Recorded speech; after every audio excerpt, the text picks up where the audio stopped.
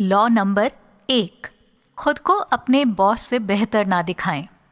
ये सुनने में थोड़ा अजीब ज़रूर लग सकता है, लेकिन आप अपने से ऊपर मौजूद लोगों को हमेशा ये यकीन दिलाएं कि वो आपसे बहुत बेहतर हैं।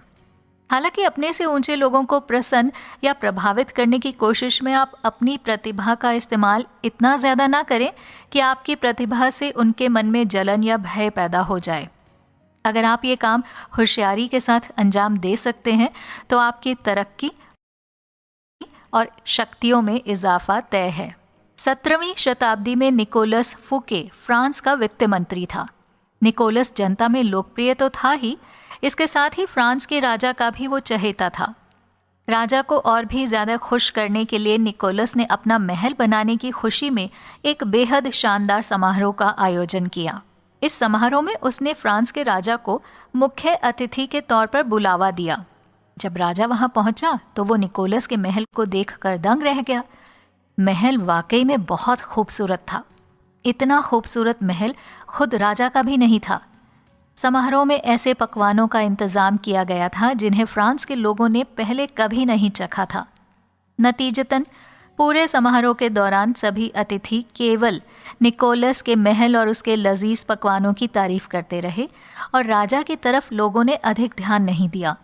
निकोलस को उम्मीद थी कि राजा उसके समारोह से बेहद प्रभावित होगा और उसको पदोन्नति हासिल होगी, लेकिन अगले दिन जब निकोलस दरबार पहुंचा तो राजा ने उसे सरकारी खजाना चुराने के इल्जाम में ताउम्र कैद की सजा सुना दी। दुनिया के हर व्यक्ति के मन में असुरक्षा का भाव जरूर होता है, और जब आप दुनिया के सामने अपनी प्रतिभाओं का प्रदर्शन करते हैं तो आप लोगों के मन में असुरक्षा के भाव को और बढ़ा सकते हैं।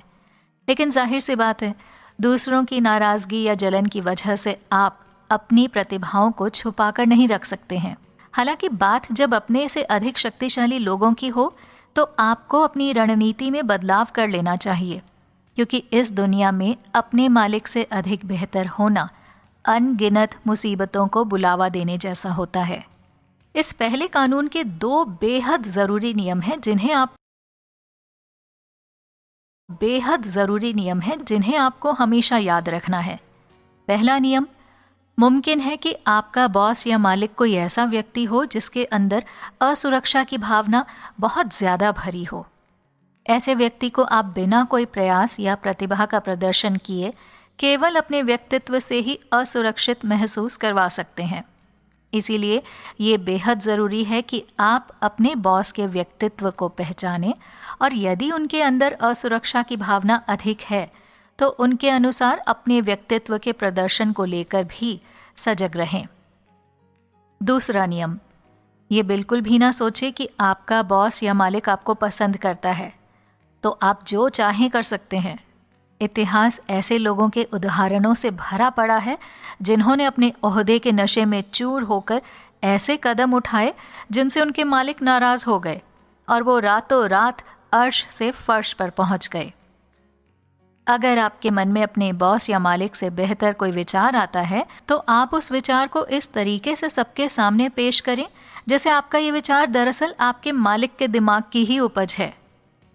कुछ परिस्थितियों में अपनी शक्तियों को छुपाना या उन्हें अपनी कमजोरियों के रूप में दिखाना बुरा नहीं है, क्योंकि इससे आप नई शक्तियां हासिल कर सकते हैं।